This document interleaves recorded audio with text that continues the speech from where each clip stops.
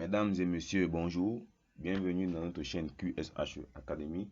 Aujourd'hui, nous allons faire une formation suite à notre programme d'avril 2020. C'est une formation relative à la norme ISO 9001 version 2015.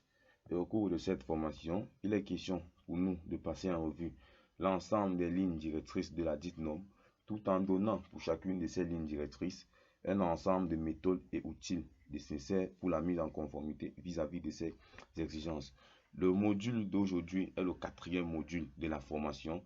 Il porte toujours sur le chapitre 4 contexte de l'organisme, plus précisément en son 4.4 système de management de la qualité et ses processus. La formation sera animée par moi-même. Je me nomme Butu Wadbo Yvan Parfait. Je suis titulaire d'un master en QSHE. Je suis formé sur la norme ISO 9001 version 2015. Je suis développeur de pages web. Je suis concepteur de tableaux de bord et outils de la performance. Je conçois également des mini-logiciels d'aide aux professionnels QSHE. Nous allons maintenant commencer le dit module. Nous commencerons d'abord premièrement par donner l'objectif de ce module. Au cours de ce quatrième module, il va être question pour nous de savoir et d'apprendre comment se conformer à l'exigence du sous-chapitre 4.4 de la norme, ainsi que les méthodes et outils appropriés et nécessaires à la mise en place de cette démarche. Et maintenant, par la suite, nous allons maintenant prendre un extrait de la norme et expliquer pour voir de quoi il est réellement question dans le paragraphe 4.4.4. Au sein du paragraphe 4.4, en son 4.41, il est dit « L'organisme doit établir, mettre en œuvre, tenir à jour et améliorer un système de management de la qualité, y compris les processus nécessaires et leur interaction, en accord avec les exigences de la présente norme internationale. » C'est-à-dire, la norme exige de définir et d'établir l'ensemble des processus et de traiter ces processus et de faire une corrélation ou interaction entre ces différents processus. Il est également dit, l'organisme doit déterminer les processus nécessaires au système de management de la qualité et leur application dans l'organisme et doit, petit a, déterminer les éléments d'entrée requis et les éléments de sortie attendus pour ces processus. Ceci entre dans les critères de définition des processus et ceci peut que comme élément d'entrée requis et comme élément de sortie, ceci peut être des informations, des matières, des documents ou toute autre chose. L'organisme doit également déterminer la séquence et l'interaction de ces processus. L'organisme doit identifier quelles sont les relations ou interactions qui existent entre ces processus. En petit c, l'organisme doit déterminer et appliquer les critères et les méthodes, y compris la surveillance, la mesure et les indicateurs de performance associés, nécessaires pour s'assurer du fonctionnement et de la maîtrise efficace de ces processus. Pour assurer le bon fonctionnement de ces processus, l'organisme devra déterminer les méthodes de mesure. Par méthode de mesure, on voit les tableaux de bord, les indicateurs de performance, des objectifs clés pour pouvoir évaluer et surveiller ces processus. Et en petit d, on l'a dit, l'organisme doit déterminer les ressources nécessaires pour ces processus et s'assurer de ces disponibilités. Ici, nous allons voir que parmi les éléments de définition du processus, il y a également les ressources. Parmi les ressources, on peut avoir des ressources humaines, des ressources matérielles ou même des ressources informationnelles. C'est-à-dire pour chaque processus, il faudra déterminer quelles sont les ressources nécessaires pour le bon fonctionnement de ce dernier. En continuant toujours avec les extraits de la norme, il est également dit que l'organisme doit attribuer les responsabilités et autorités pour ces processus. C'est-à-dire pour chaque processus, la responsabilité, pour chaque processus, il faudra attribuer les rôles et responsabilités, les responsabilités et autorités des différents intervenants du processus. Les responsabilités peuvent par exemple au niveau de la rédaction, des procédures, de la gestion et du suivi. Donc chaque organisme qui décide de monter un SMQ en conformité avec la norme devra se conformer à cette exigence. Il est également dit que l'organisme doit prendre en compte les risques et opportunités tels que déterminés conformément aux exigences du 6.1. On doit voir dans le chapitre 6.1 comment l'organisme doit être analysé, évalué et même surveiller ces risques. Mais néanmoins, dans ce chapitre, on doit définir tout d'abord quels sont risques et opportunités. Et c'est dans le 6.1 que nous entrerons dans les détails. Il est également dit que l'organisme doit évaluer ses processus et mettre en œuvre toute modification requise pour s'assurer que ces processus produisent les résultats attendus. Donc nous avons déjà vu qu'il faut définir les indicateurs, les tableaux de bord dans le but de surveiller ces processus. Il faut rappeler que tout ceci entre dans la définition du processus. En H, l'organisme doit améliorer les processus et le système de management de la qualité. S'il y a une opportunité d'améliorer un processus ou un ensemble de processus, l'organisme devra prendre cela en considération. Cela entre dans la logique d'amélioration continue. Il est également dit dans la norme que l'organisme doit autant que nécessaire, petit a, tenir à jour les informations documentées nécessaires au bon fonctionnement de ces processus. Il doit également conserver les informations documentées pour avoir l'assurance que les processus sont mis en œuvre comme prévu. Bien sûr, c'est dans le cas où l'organisme dispose des informations documentées. Qui parle d'informations documentées parle également de la tenue et de la mise à jour de ces informations documentées. Là, nous venons de passer l'ensemble des lignes directrices du paragraphe 4.4 de l'ISO 9001 version 2015. Nous allons maintenant par la suite parler de quelques méthodes et outils que nous pouvons utiliser dans le but de se mettre en conformité vis-à-vis de ces exigences. Comme première méthodologie, et qui est sans doute la méthodologie phare pour se conformer vis-à-vis de ces exigences, c'est l'approche processus. L'approche processus, pour d'abord parler des définitions. L'approche processus peut être définie comme une manière d'envisager le management de l'entreprise en s'appuyant sur les processus et les interactions. D'aucuns se diront, c'est quoi un processus? Un processus peut être défini comme un ensemble d'activités corrélées ou interactives qui transforment des éléments d'entrée en éléments de sortie. On ne parlera de processus que lorsqu'il y a création de valeur ajoutée, et qui parle de création de valeur ajoutée parle de la transformation des éléments, et cela nécessite également des moyens. Maintenant, nous allons parler ici des étapes de l'approche processus. Comment développons-nous l'approche processus pour pouvoir se conformer aux exigences du sous-chapitre 4.4. L'approche processus peut se réaliser en 4 étapes distinctes. Nous allons voir dans la suite du développement du module chaque étape succinctement. Premièrement, nous allons dire quelles sont ces 4 étapes. Premièrement, il faut identifier et classer les processus.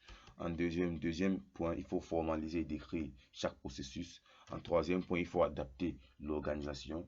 Et en quatrième point, il faut surveiller, mesurer et piloter le système de processus. Sans plus tarder, nous passerons à la première étape de l'approche processus. La première étape va être de définir le système de processus, identification des processus. Pour réaliser cette étape, il faut premièrement faire un inventaire des processus. L'inventaire des processus va se faire ici. On peut prendre comme exemple en recensant.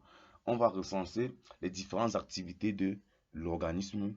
En petit 2, nous allons identifier les corrélations entre les activités qui participent à une activité commune.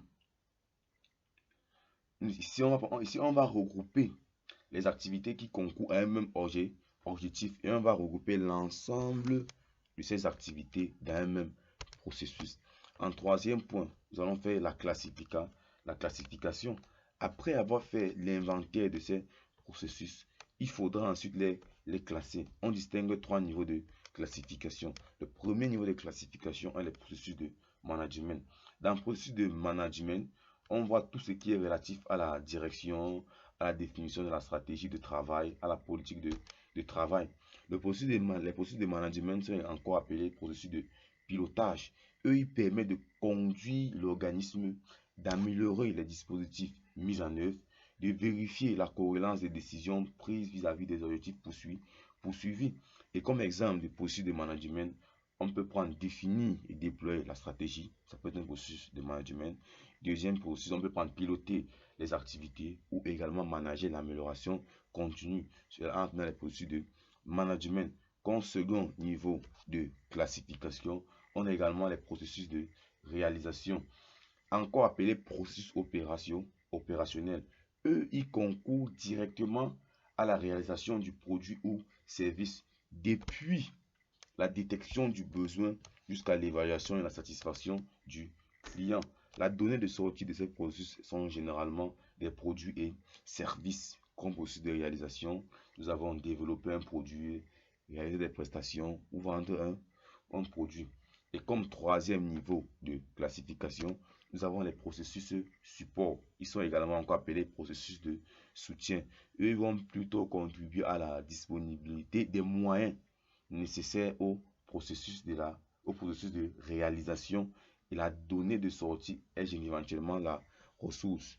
Comme exemple, ici, on peut prendre comme processus gérer les systèmes d'information, acheter, acquérir.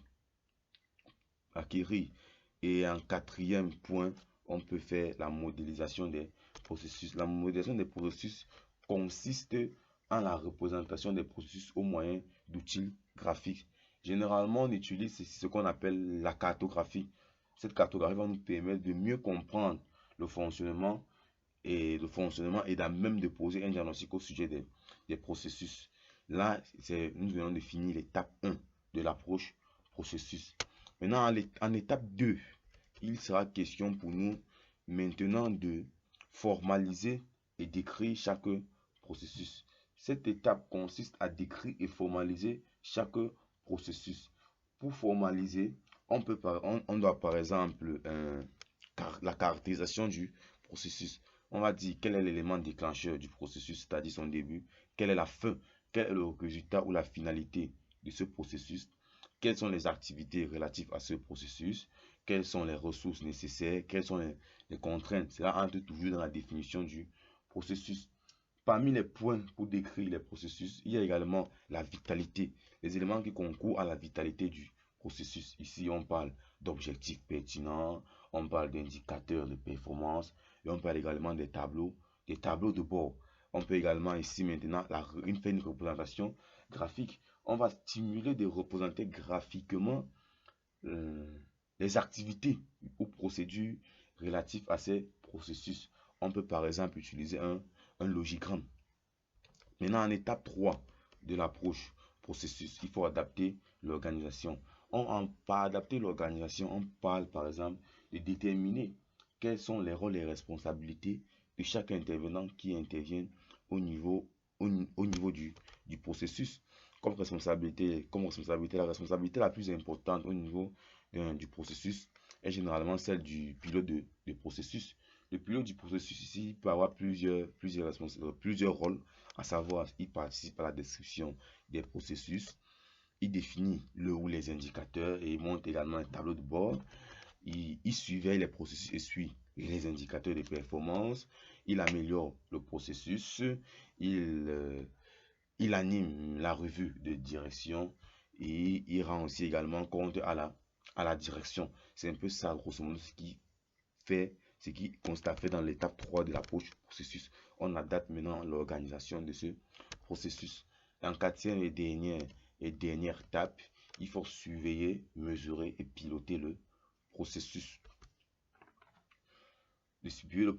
On va d'abord commencer par la définition des indicateurs de performance. Et lorsqu'on aura déjà établi la liste de ces indicateurs, il faut par la suite déterminer pour chacune d'elles des objectifs. Ces objectifs devront être SMART, spécifiques, mesurables, atteignables, réalistes et temporels. Et chaque objectif devra être énoncé de manière compréhensive. C'est-à-dire chaque objectif doit pouvoir être compris par l'ensemble des acteurs intervenants au sein de la processus. Par exemple, si on prend une chaîne de production, notre objectif est de produire des produits conformes. Et pour cela, on peut mettre comme indicateur le taux de conformité des produits. Et maintenant, l'objectif vis-à-vis de cet indicateur peut être 95% de la production doit être conforme. Par la suite, nous allons définir le tableau de bord de processus de système. Cela va nous permettre de communiquer sur les résultats. Dans ce tableau de bord, on va mettre l'ensemble des outils, l'ensemble des indicateurs ainsi que les résultats. Je tiens à préciser que je suis un excellent concepteur de tableau de bord et outils de la performance. Donc, si vous voulez des formations sur les tableaux de bord et outils de pilotage en QSHE, mettez-le juste en commentaire si le nombre d'intervenants me paraît conséquent. J'animerai une formation de plus de 10 modules sur la conception des tableaux de bord et outils de pilotage de la performance avec Excel. Comme nous savons, il y a plusieurs outils qui peuvent nous permettre de concevoir des tableaux de bord. On peut faire Power BI, on peut utiliser les outils de la Business Intelligence, ou on peut faire Excel. Mais pour faire simple, c'est avec Excel qu'on peut faire de très beaux tableaux de bord. Je vous présenterai des magnifiques tableaux de bord que j'ai eu à monter pour des sociétés juste en utilisant Excel. Et en petit 3, on fait des audits pour suivre le processus. C'est-à-dire, l'audit va nous servir pour détecter les anomalies et également pour voir le niveau de maturité des processus. Et ces résultats sont communiqués lors des revues des processus dans l'objectif de l'amélioration continue du processus. Ici, nous venons de voir les étapes de l'approche processus, comment on peut adapter le management de l'organisation autour des processus. Nous allons maintenant par la suite voir la carte d'identité de processus ou fiche de processus. C'est-à-dire lorsque nous avons l'ensemble des informations relatives au processus. Pour documenter cela, nous pouvons soit utiliser une fiche d'identité de processus, soit utiliser un livret de processus. La méthode couramment utilisée est le livret de processus, mais dans le cas de ce module, nous présenterons la carte d'identité des processus ou fiche de processus. La carte d'identité des processus est un ensemble d'informations relatives aux différents processus. Dans la carte d'identité des processus, on doit avoir les éléments suivants. Le nom du processus.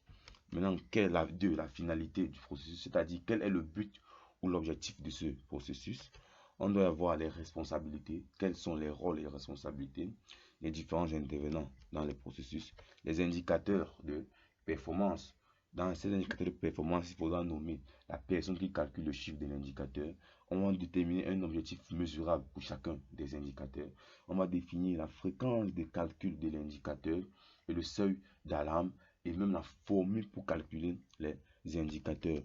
On déterminera également les clients et les fournisseurs internes ou externes de processus. Comme j'ai dit, un processus a des éléments d'entrée et des éléments de sortie. Il faut savoir d'où viennent ces éléments et d'où partent ces éléments. D'où viennent ces éléments? On va chercher à savoir quels sont les fournisseurs des éléments d'entrée et quels sont les clients, c'est-à-dire d'où partent les éléments. En petit 3, il faudra également déterminer les éléments d'entrée et de sortie de ces processus. Comme on a dit, ça peut être des matières, des informations ou autres. Et en petit 4, en petit 7 plutôt, on va déterminer les ressources. Quelles sont les ressources nécessaires pour réaliser le processus? Les ressources peuvent être humaines, matérielles ou informationnelles.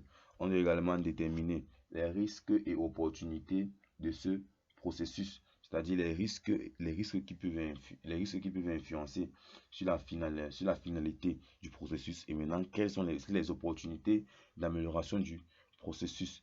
Et en petit 9, on a déterminé les activités de processus, c'est-à-dire quelles sont les activités qui concourent dans le processus. On peut généralement réaliser ces activités au moyen d'un logigramme.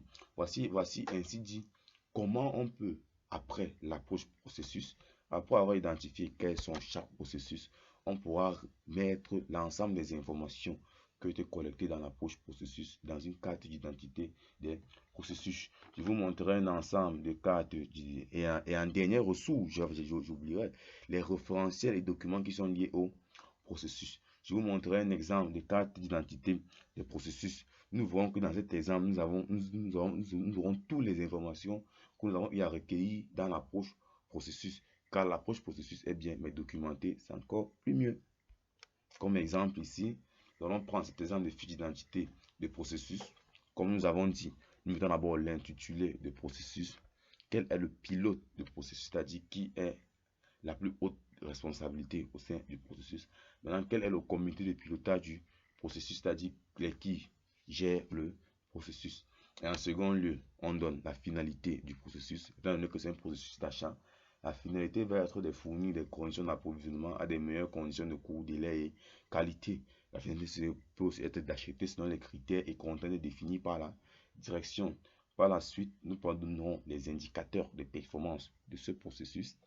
On intitule l'indicateur de performance, on donne la formule de calcul de l'indicateur, on donne l'objectif de l'indicateur, qui est le responsable du calcul de cet indicateur et également quelle est la fréquence de calcul. Ceci doit être fait pour tous les indicateurs de performance de processus.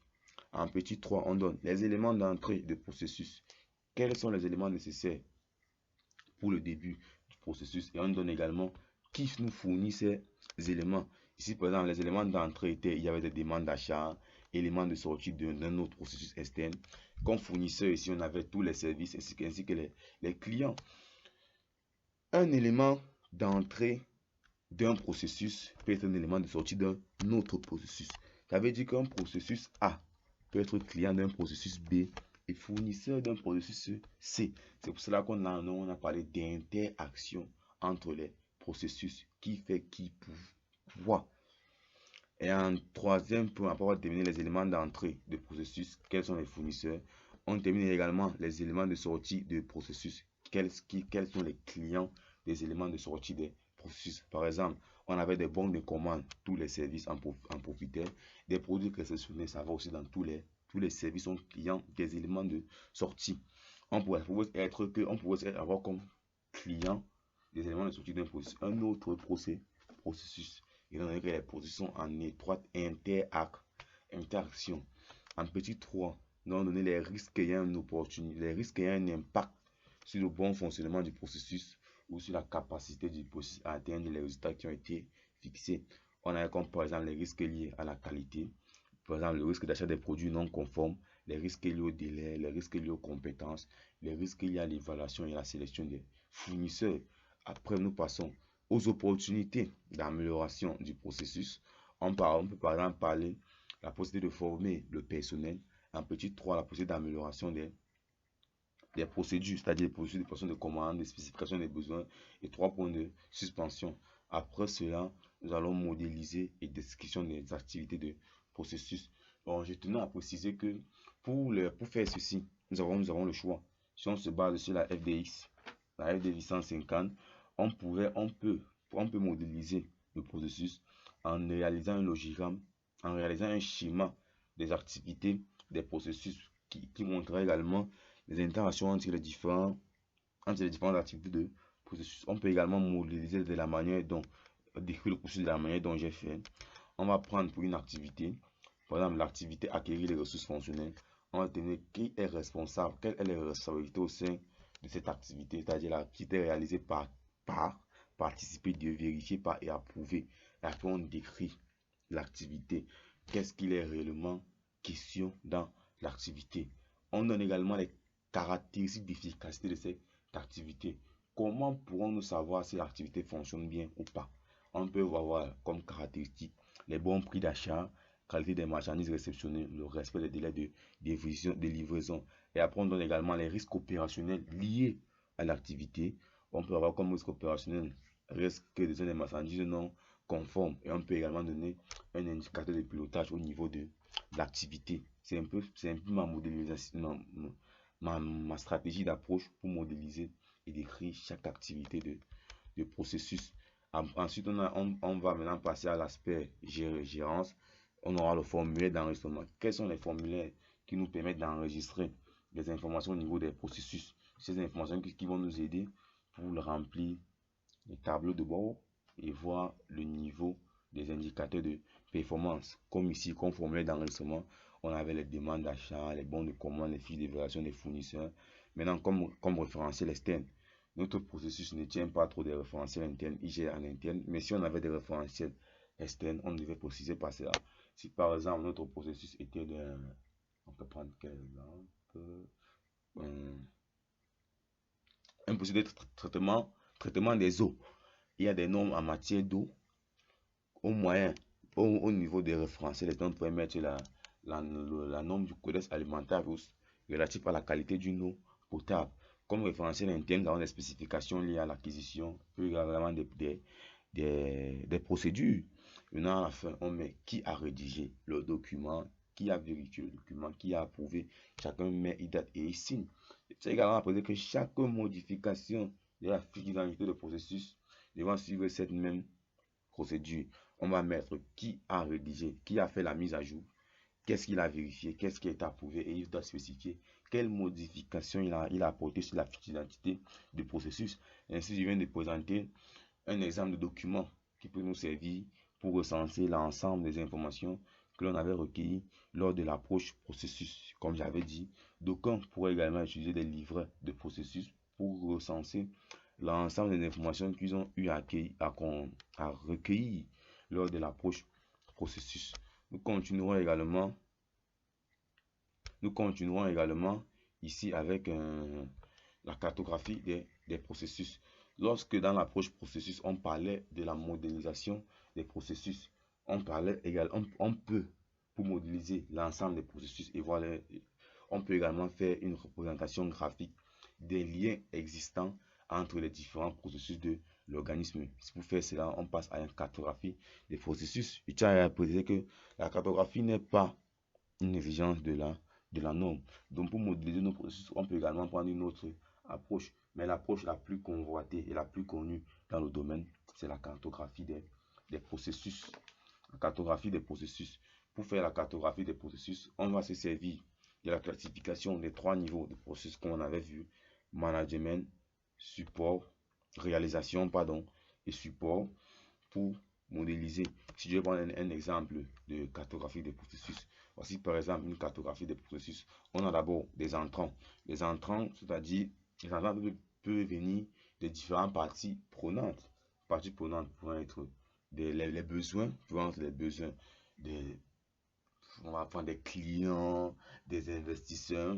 Après qu'il y ait ces besoins, on met ensemble cet ensemble de processus, c'est-à-dire pilotage opérationnel et support, pour qu'il y ait élément de sortie. On peut également voir cet autre exemple de cartographie de processus où on précise d'abord, premièrement, quelles sont les attentes des parties prenantes. Au vu de ces parties prenantes, on va mettre en compte les processus de management, c'est-à-dire la stratégie, pilotage du management de la qualité, communication, ensuite les processus de réalisation, formation et recherche. Là, c'était une cartographie de processus d'une université. Ensuite, processus de support. Et après, on met tous ces processus-là pour viser le but ultime d'un système de management de la qualité, vise à la satisfaction des parties prenantes.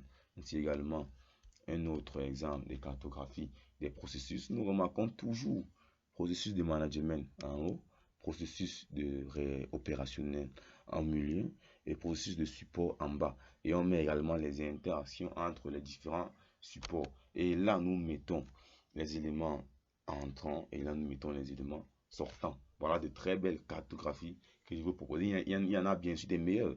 Et comme on dit toujours, chaque SMQ est particulier. Donc, pour faire votre cartographie, vous pouvez faire un brainstorming ou une réunion. Vous prenez les éléments et vous faites une très belle cartographie. Pour faire des cartographies, on n'a pas besoin d'être un informaticien. Pour faire une cartographie, on peut la faire avec Visio. C'est le meilleur outil que je conseille pour faire des cartographies. Et aussi, il y a également EdouardMax, qui est un outil Microsoft. On peut même le faire pour faire du Snap dans Microsoft Word, simplement. Et même pour faire une finalité des processus, que je ne suis pas allé loin, j'ai fait avec Excel. Bon, nous voyons que rien qu'avec la suite d'outils Microsoft, nous pouvons bien gérer nos documentations relatives, faire nos différents schémas relatifs de représentation, schémas et figures relatifs à notre SMQ.